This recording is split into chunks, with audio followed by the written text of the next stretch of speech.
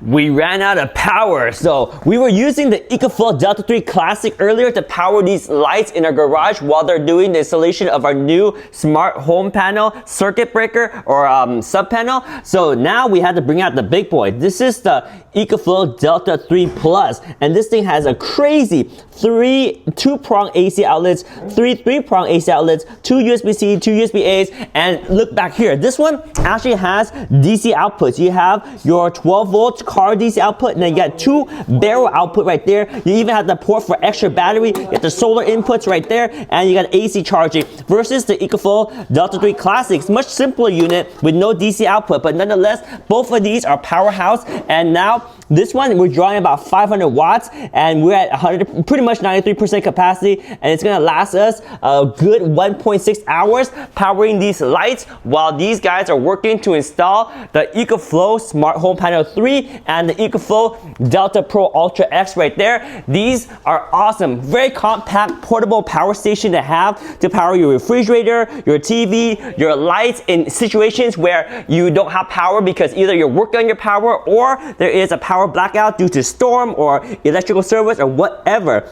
These are perfect to have. That's why we have multiple units.